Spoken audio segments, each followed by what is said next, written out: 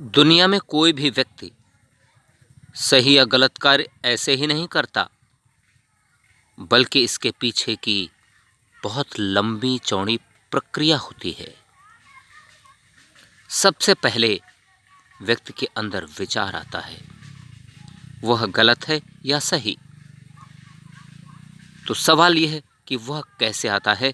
तो वो किसी भी माध्यम से आ सकता है, किसी भी व्यक्ति के माध्यम से, किसी भी चित्र के माध्यम से, किसी भी चलचित्र के माध्यम से, किसी भी गतिविधि को देखकर, महसूस करके या आदि आदि प्रकार की किसी भी स्रोत से वह जानकारी व्यक्ति के अंदर प्रवेश करती है, अर्थात व्यक्ति के मस्तिष्क में प्रवेश करती है।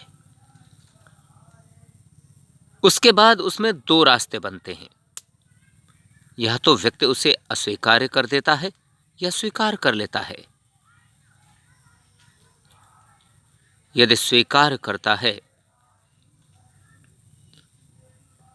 फिर वह उस पर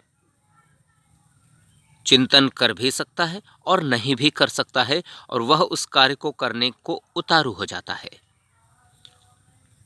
उसकी प्लानिंग करता है, उसके बाद उस कार्य को करता है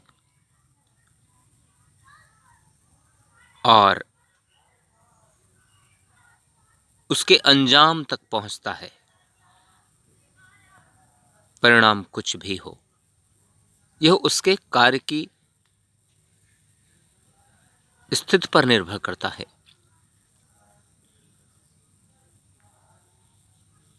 और यदि वह उसे अस्वीकार करता है तो उसमें दो कारण हो सकते हैं। या तो उसे वह विचार पसंद नहीं आया, इसलिए वह अपने जीवन में ढालना नहीं चाहता। यह विचार अस्वीकार कर देता है, या फिर उसके समझ नहीं आया, तब भी वह व्यक्ति उस कार्य को नहीं करता है, वह चाहे सही हो या गलत। यदि गलत कार्य को वह नहीं करता है, अस्वीकार कर देता है, तो उसे इसका दूरगामी लाभ होगा, दूरगामी परिणाम मिलेगा। और यदि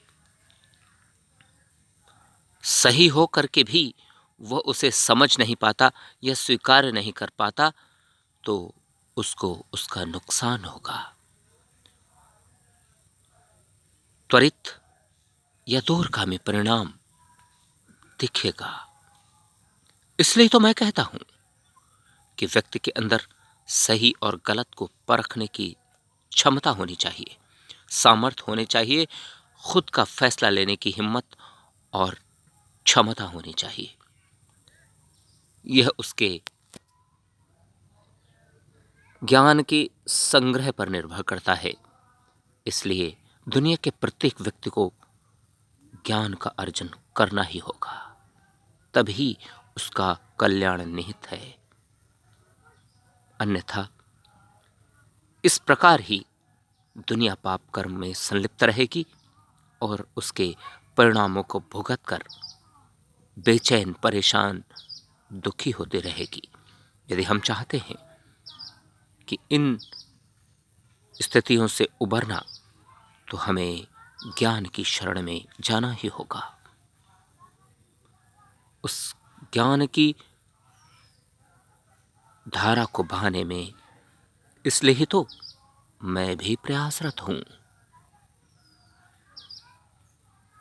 मुझे पूरा विश्वास और भरोसा है कि इस ज्ञान की बहती हुई धारा से समाज में, देश में, दुनिया में बदलाव जरूर आएंगे, जिसकी मैं अपेक्षा और कल्पना करता हूं, और उस सुहावने समय का बेसब्री से इंतजार कर रहा हूं।